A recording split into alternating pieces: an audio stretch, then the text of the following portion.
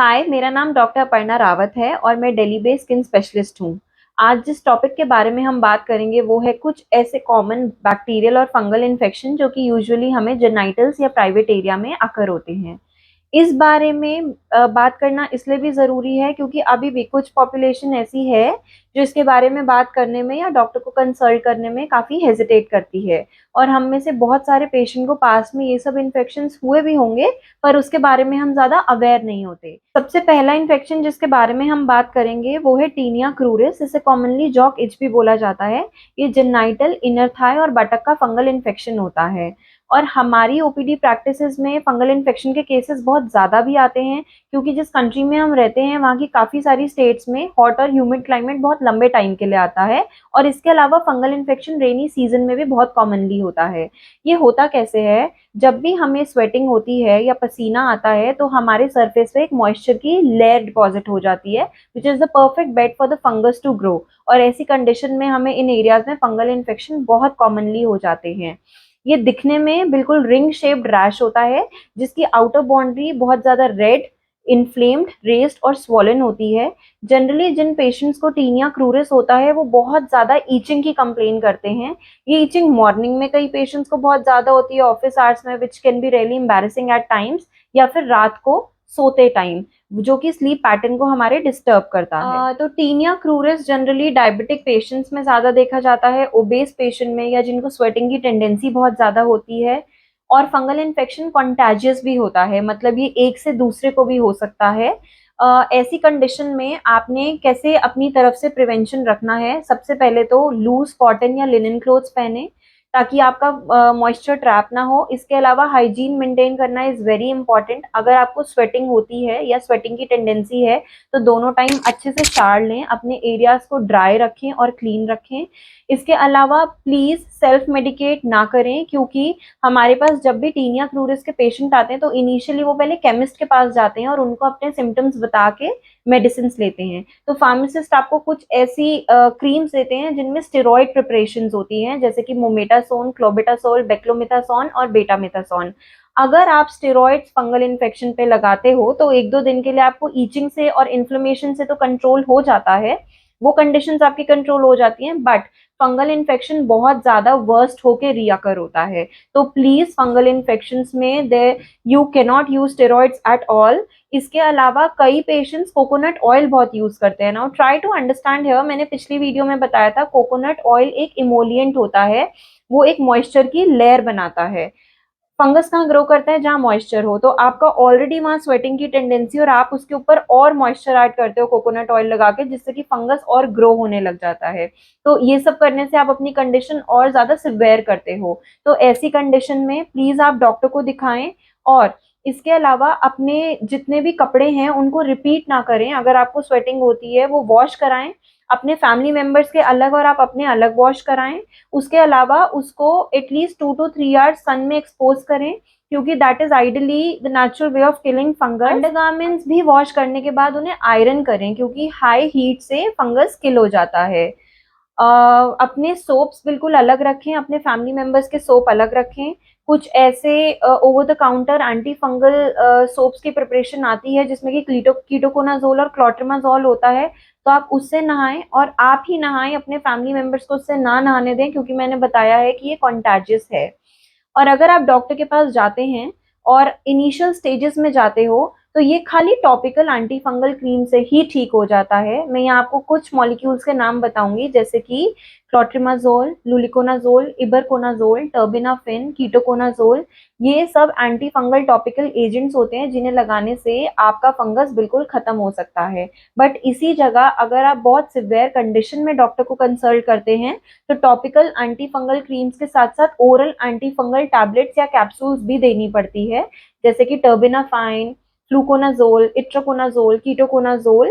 Please ये आप खुद ना लें, ये मैं आपको खाली नॉलेज के लिए शेयर कर रही हूँ। ये प्रिस्क्रिप्शन बेस्ड मेडिसिन हैं, आप डॉक्टर को कंसल्ट करके ही यूज करें क्योंकि इसमें कभी कभार हमें पेशेंट के ब्लड टेस्ट भी कराने इंपॉर्टेंट होते हैं। इसके अलावा कुछ एंटी फंगल डस्टिंग पाउडर्स भी आते हैं अगर आपको स्वेटिंग होती है और आप आपको दिन में भी बहुत ज़्यादा स्वेटिंग होती है, ऐसी कंडीशन में आप बार-बार शावर ना लेके anti fungal dusting powders use कर सकते हैं, जो कि स्वेट भी एब्ज़ॉर्ब करेंगे और आपके फंगस को भी वहाँ से हटाएँगे। और डॉक्टर को कंसल्ट करने के बाद ये मेडिसिन्स प्रॉपरली यूज़ करें, और ये शॉर्ट टर्म कोर्स नहीं होता। फंगल इन्फेक्शंस की जो भी मेडिसिन्स चलती हैं वो 4 टू 6 वीक्स चलती हैं। कई पेशेंट्स में मैंने ये देखा है कि 1 वीक में उनका फंगल इन्फेक्शन ठीक हो गया तो वो मेडिसिन्स लगानी छोड़ देते हैं और वो फिर से रीअकर हो जाता है, क्योंकि सुपरफिशियली तो फंगस खत्म हो जाता है बहुत जल्दी, बट फंगस के spores are there beneath the skin, जो कि हमारे सरफेस पे आके फिर से फंगस को रीअकर कर देते हैं। तो अगर आप ठीक भी हो जाओ तो भी अपनी एंटी फंगल क्रीम्स आप लगाते रहें एटलीस्ट 4 टू 6 वीक्स तक। सेकेंड इन्फेक्शन जिसके बारे में हम अब डिस्कस करेंगे उसे इंटरट्राइगो बोला जाता है। ये एक बहुत कॉमन इन्फ्लेमेटरी स्किन कंडीशन है जिसे कि इरिटेंट डर्मेटाइटिस भी बोलते हैं। जब भी हमारे इंटरट्राइजीनियस एरियाज या फिर स्किन के फोल्ड्स में रबिंग या फ्रिक्शन होती है स्वेट के साथ, तो इंटरट्राइगो रैश इरप्ट होता है। अब जब मैंने बात की स्किन के फोल्ड्स, तो ये खाली हमारे ग्रोइंस में नहीं, ये और भी एरियाज में हो सकता है, जैसे कि armpits, back of the neck, areas under the breast, feets की लास्ट 3 फिंगर्स में, ईयर्स के पीछे, या फिर कभी कई कंडीशंस में ये आईलिड्स में भी देखा जाता है। ये रैश दिखने में बिल्कुल रेड इन्फ्लेम पैच होता है जो कि स्केली भी होता है। कभी कभार इसमें स्किन थिन भी हो जाती है और कई कंडीशंस में इसमें बैड ऑडोर या फिर बैड स्मेल भी आती है। सबसे कॉमन कंप्लेन जो पेशेंट्स की इस कंडीशन में होती है वो है ईचिंग, बर्निंग और ओजिंग। ये इन्फेक्शन बहुत कॉमनली बच्चों में देखा जाता है जो डायपर पहनते हैं, जिसे कि आप डायपर रैश बोलते हो, वो बेसिकली इंटरट्राइगो होता है। Young women during their menstrual period, diabetic patient और ओबेस पेशेंट। नेचुरली क्योंकि ओबेस पेशेंट के स्किन फोल्स भी बहुत डीप होते हैं और उन्हें स्वेटिंग की टेंडेंसी भी ज़्यादा होती है। इंटरट्राइगो को समझने के लिए हम इसे 2 पार्ट्स में कैटेगराइज करते हैं, प्राइमरी और सेकेंडरी।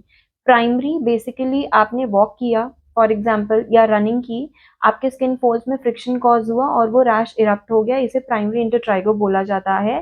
पर यहीं पे अगर आपके स्किन फोल्स ऑलरेडी किसी माइक्रो ऑर्गेनिज्म से पहले ही इन्फेक्टेड हैं, जैसे कि डर्मेटोफाइट फंगाई, यीस्ट, बैक्टीरिया, या फिर कुछ ऐसा एलर्जिक रिएक्शन जो कि किसी मेडिसिन या केमिकल से हुआ हो और उसके ऊपर आप कुछ भी इरिटेशन करते हो, तो वो सेकेंडरी इंटरट्राइगो होता है। अब मैं आपको कुछ मेजर्स बताऊंगी जिससे आप इसको कैसे कंट्रोल कर सकते हो या प्रिवेंट कर सकते हो। सबसे पहली बात, जैसे मैंने फंगल इन्फेक्शन में बताया था, पर्सनल हाइजीन मेंटेन करना इज वेरी इंपॉर्टेंट। अपने स्किन के फोल्स को क्लीन रखो, उन्हें ड्राई रखो। वेट मैनेज करना भी बहुत जरूरी है, क्योंकि अगर आप वर्कआउट करते हो तो योर बॉडी गेट्स कॉन्टोर्ड और आपके स्किन के फोल्स इतने प्रोमिनेंट नहीं रहते। साथ में थोड़ा हॉट और ह्यूमिड क्लाइमेट में कम से कम टाइम के लिए रहो, सो दैट आपको इतनी स्वेटिंग ना हो।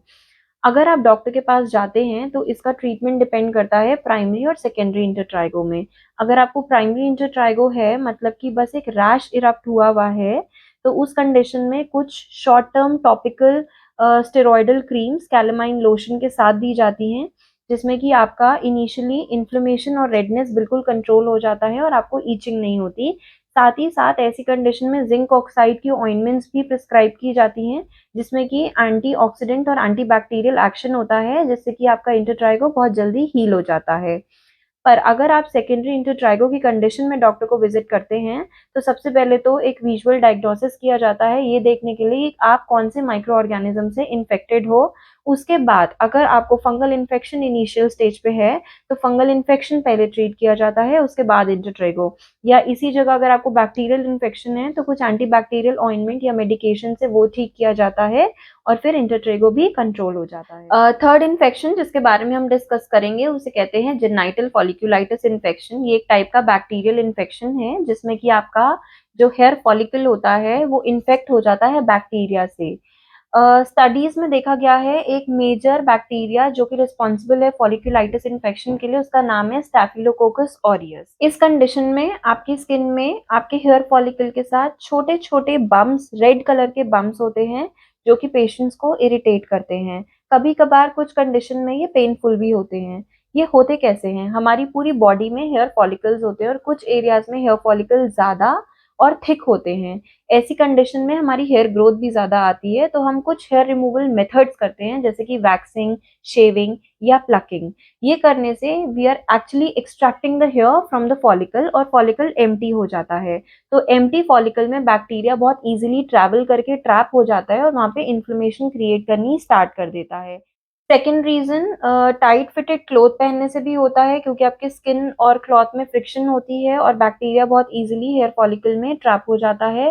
थर्ड होता है, अगर आपको इनग्रोन की कंडीशन है, अगर आपके हेयर थिक हैं और इनग्रोन की प्रॉब्लम हो जाती है, तो ऐसी कंडीशन में भी फॉलिकुलाइटिस इन्फेक्शन होता है।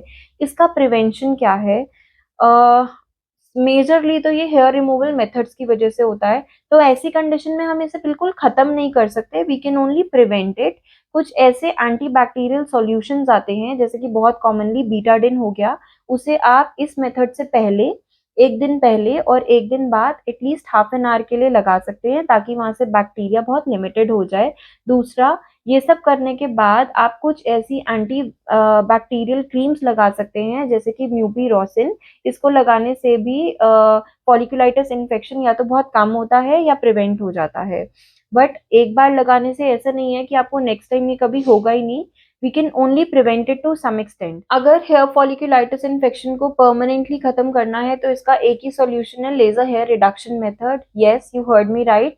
Laser hair reduction is the best if you have got thick, dense and black hair growth, क्योंकि 90% हेयर आपके बिल्कुल ही रिमूव हो जाते हैं, जिससे कि आपको कभी भी लाइफ में वैक्सिंग या प्लकिंग नहीं करनी पड़ती। और आप इस वजह से आपका जो हेयर फॉलिकल है वो भी मिनिमाइज हो जाता है, जिससे कि आपकी स्किन भी बहुत स्मूथ हो जाती है। ये एक एड ऑन एडवांटेज है और आपको फॉलिकुलाइटिस इन्फेक्शन रीअकर मैक्सिमम केसेस में नहीं होता। हमारी इस वीडियो में मैंने मेजरली बैक्टीरियल और फंगल इन्फेक्शंस कवर किए थे, और भी बहुत सारे वायरल इन्फेक्शंस होते हैं जो जिसके ऊपर मैं नेक्स्ट वीडियो बनाऊंगी।